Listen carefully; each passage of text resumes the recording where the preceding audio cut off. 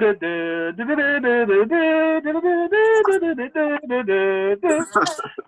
tune, you already know what we're doing. It's segment number 4, and we're doing NBA. Let's get it. So the question we got for today is, for the last segment, by the way, which playoff team that's coming up right now will be the most affected after this whole pandemic during the playoffs? Who do you think? Now, I'm going to go first because what I got to say might offend some of y'all, so I'm putting my cap on. By the way, you already know Big C, Big C. But my pick is the Sixers. And here's why I picked the Sixers. So the Sixers are one of the best home playing teams. They play the best at home. They had a record of 29-2 at home. But they were number 6 in the East. And I'm sitting here like, how were they number 6 in the East? And then when you look at their away games, that's when you pull a thanks for coming. That's a T4C. So their away game record was 10-24. Yes, I said that. I said it right. I can't believe it. 10-24. 10-24. Now, out of all the playoff teams, out of majority of the playoff teams that's going in, I'd say before the Sixers, the lowest record for away games was I believe like 14 and don't quote me on the next number, but 14 and I guess like 19 or 14 and something. It was something. But it was more, they had more wins than the Sixers. The Sixers are the only team that's in the playoffs right now, that's in the quarantine playoffs. I call it quarantine playoffs for a reason, that has 10 wins. I think with this layoff, now don't get me wrong, they do have something to prove. They have a lot to prove. Even if this was a regular season, and this was, if we were back in May when the playoffs were really be getting crunchy and be getting crazy, the Sixers would still have something to prove. But being that they're in the playoffs is not starting until July, they definitely have something to prove because they're ranked as one of the worst away winning teams. They're ranked as one of the worst away teams. And not only that, but you're not going to have no crowd. You're not going to have nobody there. It's just you, your opponent, and a basketball with your coach. That's it. So I think, and by the way, any of the viewers, have y'all ever been to a Sixers game? I swear, a Sixers game gets crazy, and they feed off of that intensity, especially Ben Simmons. I see Ben Simmons play his best games at home, more best games at home, but that's just my opinion. But again, I think the Sixers will have a rough time. I know T pointed it out last week or the week before last, that the Sixers are again one of the worst away teams in the league. So I just think like I said, they have a lot to prove. That's my take on it. But Lee, what's your take? I'm interested. Are you going to combat me? Are you going to agree with me? I want to know. First and foremost, I'm definitely not agreeing with you. I believe there's worse teams. I believe there's teams that have more of a struggle than the Sixers. I think that the East is not so much up for grabs, but at least with them having Ben Simmons coming back and fully healthy, we'll see what that looks like. You know, those guys being healthy and coming back together, maybe they can gain continuity. You're right about the statistics. I can't argue with that. They struggle away. But we'll see what they look like in the Orlando bubble situation. My team is actually a team. I believe that you have to be full powered in this situation. I believe that you need everybody in this situation in Orlando bubble. And the team I'm choosing doesn't have everybody right now, and that's the Portland Trail Blazers. Right now, they have 2 players that are hurt right now.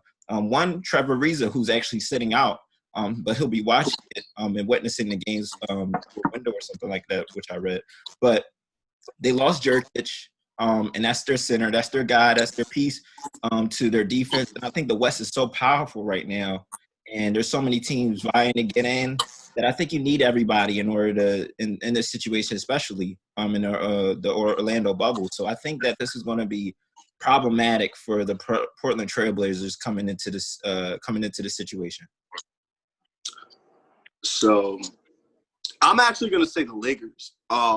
Now, when Dan was talking about here's the reason why. The Lakers, I say this with no hesitation in my heart. The Lakers would have won a championship had it not been for this quarantine. They would have won a championship without a doubt. That's the first thing I want to put across. They would have won. The second thing is you're already going to – I'm pretty sure Dwight Howard's on the fence with it. Like, Dwight Howard is like – when I first heard Dwight Howard coming back, I'm not going to lie to you, as a Lakers fan, I felt disrespected. I felt disrespected due to the fact of what he did last time he was around. That whole team just made me sick to my stomach because of how good they could have been. So to see Dwight Howard come back and for him to actually dominate the way he was, oh boy was getting 3 blocks a game. I forgot what his stats were before this whole thing ended, but he was averaging a pretty good stat line. He was giving you like 15 solid points, giving you close to like 10 rebounds a game, a couple of blocks here and there. A real game changer. He lost a lot of weight, which was like really like messing him down, like messing with him like before with his first stint with the Lakers, and even back with Orlando when he was having like to carry everyone on his back. And again, with the home court advantage, don't get me wrong, Philly is amazing. But the main thing about the Lakers is that they're also good away from home. But that intensity inside, y'all have seen the Lakers. Like, y'all have seen Laker games where it just goes nuts. Especially back where, like, when you throw a lob to LeBron or Caruso getting up there or Anthony Davis getting in your face. Like, it gets crazy out there. So when it comes to overall, like, who's really going to suffer from it most, don't get me wrong. The Trailblazers, I think they will suffer from it a lot due to the fact they've lost a lot of people. Trevor Ariza and Nurkic, they're big parts of that defense. And you lose a lot of defensive capabilities on the team that's not defensively that good. And with the Sixers, I mean, yeah, Joel Embiid he likes to flip it on and off too much for my liking. Like he doesn't like he gets serious in big games, but it's those small games that count too. You know, like what about those games where you're trying to get into the playoffs to begin with? Because I'm pretty sure they're doing some kind of like elimination thing, right? I don't know. I haven't really. It's 16 regular season games, and then they'll whoever's in the playoffs, they'll start.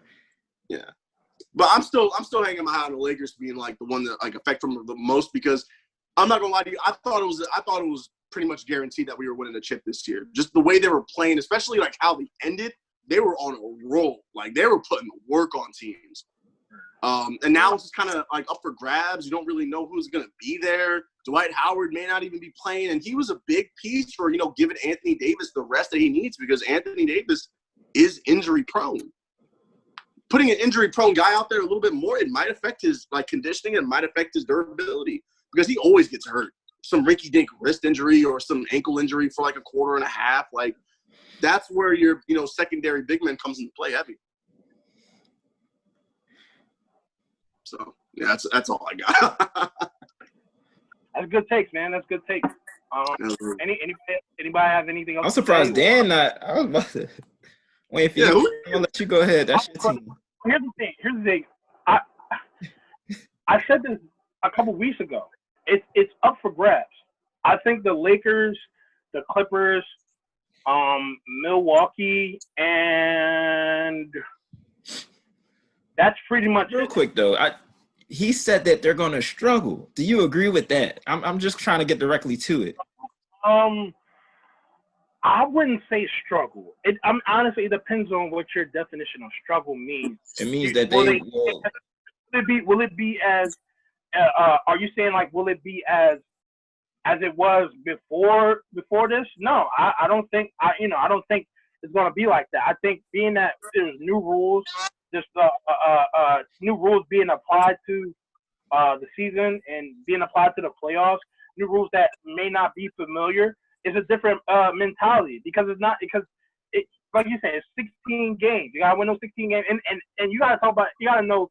Yeah, I'm sorry, I'm all over the place, but you gotta talk about the teams that borderline, that's like there, but they're not there. Like it's I don't know. I'll make it plain. So this is the thing. So the struggling looks like this. If they don't look as dominant, they are the top seed right now in the West. So if they don't look dominant and they're losing games, that would be, to me, struggling. If they're struggling to win games or not win games, or they're not winning games throughout the regular season when the start of the season happens, that to me is struggling. Mm-hmm. Do you think? I mean, okay. Well, based off of that, it's still hard to say because you gotta put into play where there's no fans there. There's being a former athlete, where I played. I fed off of. I'm one of those guys that feeds off of the crowd. And being that, I mean, I know I played a different sport. It was football. You can't really compare football to basketball, but it's kind of the same intensity. You make a crazy play. You hear the crowd roar. Even if they're booing you, that feeds it. That feeds your intensity. So you're taking that away from how many 22 teams I believe, or 20, 21 teams. You're taking that away from all. Nobody is going to be there. Only people that's going to be there is the press, the coaches, and the players, and the refs. That's it. It's hard to say. Do I think actually, no, it's not hard to say. The Lakers will struggle. I'm tripping. The Lakers, I believe the Lakers will struggle. It won't be where it won't be where it'll be a minor struggle. It'll be a minor struggle. But because here's the thing, you gotta take into consideration that the fans make up a lot for the NBA. The fans make the NBA what the NBA is. Even LeBron said it. LeBron was like in the beginning, he was like, "Yo, I'm not playing if there isn't no fans." Even though I think he was kind of joking, but at the same time, those fans play an important role. Think about it. You look at. I don't mean to switch the sport, but look at Seattle. The Seattle. No, not the Supersonics. There we go. The Seahawks. What does their flag say on their stadium? The 12th man. Yes, sir. Now, I think it's going to be a team struggle, but do I think it's going to be an individual struggle for LeBron or for AD or for Kuzma or for – I don't think it's going to be an individual struggle for LeBron because all LeBron fans know he goes 0 dark to 30 on everybody when playoff time comes. But the question is, that's going to be a struggle for – I think that's going to be a struggle for AD because this is going to be the first time in many years he's been even in the playoffs. So – no, man. I just can't believe what I am hearing right now. It will not be a struggle for LeBron James and his team. The reason why is because they have the best team in the NBA. You don't just become the best team because of your fan base. It's not simply that easy. It's the continuity that you built with the team in the practice with the coaching staff, everything that you've done up till that point. They will rebuild their continuity within the regular season and be back to the full strength that they were during the season before it became on a pause or it was abruptly stopped for a moment.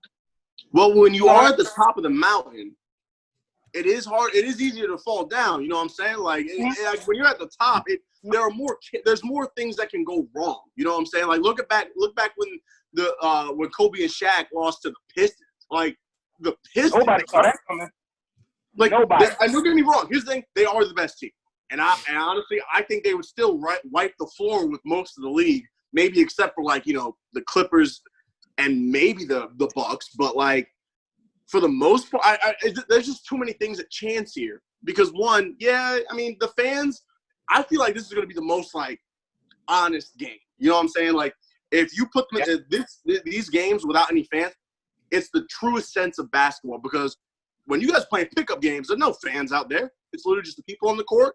Maybe some people on the sideline, but y'all just getting it in, not focusing on the crowd. Because how many players go out there and showboat for the crowd? Steph Curry, LeBron James, KD, everyone who sits there and does all these crazy antics. There's no point to it now. They get that energy off that. I feel like James Harden. James Harden gets a lot of his energy from that, from a crowd, or Joel Embiid, who sits there and plays, hypes up the crowd. They definitely have a spot, but they definitely have a spot, how they affect the team and how they play. But it will be the truest sense of basketball because no distractions at all at this point. So it's either at this point it's really just drip, let's play, and that's it. That's where LeBron is. And that is what LeBron is. I'll give him that. Yes. LeBron is that dude. It's just like there's too many risks I see, you know? Like there's just so many things to go to chance. Kuzma could not have his best couple of games. Kuzma, like, don't get me wrong, I love Kyle Kuzma, but this season he kind of regressed because he's playing behind LeBron and AD. He doesn't have to be like the star he was when he was playing with Lonzo Ball and Brandon Ingram. Like, he's regressed. And with that, like, he's kind of like, I don't want to say soft, but soft. Like, no, go ahead. He is soft. Let me get back to the point. This is what I'm saying. Go ahead, yeah, please, because I got stuck. You're good. No, what I'm saying to you is that you're saying that the team that was the best in the West is good. Yes. So my point is this: if they are the best team, right? They have LeBron James, who arguably is the best player right now in the NBA. I believe it's Giannis right now. For this year, at least for the MVP, we can discuss that another time. But LeBron James is the best in the West. But what I'm saying to you is this: you have two of the best players, probably top 5 in the league, who are vying for a championship. They're not going to allow struggle to destroy the chances of winning that championship. So my thing is, they won't struggle because they know what's at stake and what they're trying to do. I think that in the 16 games, they'll get right back to what they were, and I think they'll feel off of each other. LeBron James is a leader. Like, what he did for the Clippers is what he's doing for the LA Lakers, the LA Lakers. And he continue to do that even in this circumstance. I think even more so now in this circumstance, I think he's going to be more vocal for his players to get them motivated, to inspire them, and to continue to motivate them. I think that this is his chance to show what he's been doing that we don't see behind the scenes. I can see where you're coming from. I really do, because they really are the best team. I think I'm just one of those people who sees it from like the worst could happen. You know what I'm saying? Like, don't get me wrong. I think they both are great players and the best players in the league, but I don't know, man. Like, momentum is a big thing for me. And I feel like that just kind of got cut off a little bit. And it's not like LeBron's not a young bull like he used to be. Like, he can't just like jump right back into it. Is he one of the most fit dudes in the league? Absolutely. But, like, it's to get right back into it, it could be a detriment more than a benefit, And people say, yeah, I mean, he gets a couple of months of rest, but, like, in that, he could be, not as conditioned. He could be skinnier, like a lot of players have gotten, or fatter, like Luka Doncic has gotten. There's just too many things to chance. That's my thing. They won't struggle, but the chance of it is just, like, a little bit greater. Okay. That was great. That was a great last couple minutes that we had. But that's the end of this segment. Segment 4. Make sure you like, subscribe, and follow all of our social media platforms. Like I said last time, we're on YouTube, of course. We're on IG, Instagram for y'all non-hip people, and then we got a Facebook as well if you're a Facebook guy. We're doing something a little different this week. So I want to start this off. This is going to be the first week we're doing it. So we're going to have a question of the week. So obviously we got Cam Newton. He's somehow he's not even talked about anymore. But we got Cam Newton. He's still a free agent. He's still no team is showing interest. I want all our YouTubers, all of our IG heads, and all of our Facebook heads to let us know, who do you think will end up signing that man, Cam Newton? Who do you think will end up signing Superman? But until then, like I said, like, subscribe, follow, and I'm going to add another one. Comment. Make sure you comment on all of our social media platforms. But yeah, until next time, I'm your host, DC3, also known as Dan Corbett III. We got Eli. Thank you for coming on the show. I appreciate you. This was a last-minute type of absolutely, man. No, awesome. Called him up, like, yo, bro, you get on the show real quick. He's like, yeah, man, I got you. What's the question? And boom, he got right on the show. I appreciate it. All love. And also, we got none other than the statistician himself. That's going to be your name from now on. Okay. Statistician. Stat man. But make sure, again, like, subscribe, follow. Until next time, we out, boys. Could've been had a baby kid, but I wasn't ready. Shawty said she like malaria pad, thought I went to Kelly. Nah, baby, I don't want the wall, I just want the fed. It's hard to watch your cash when the rent keep dropping. Got to be water on me so my pants keep falling. It be hard to understand because my jaw keep locking. And I ain't even trying to talk cause my jaw keep locking. She ain't trying to be a freak but them bands keep popping. Still caught up in the streets and the feds still knocking. It be hard to understand me, my jaw keep locking. It be hard to understand because my jaw keep locking. Bite down, bite down. It be hard to understand because my jaw keep locking. Bite down, bite down. It be hard to understand because my jaw keep locking.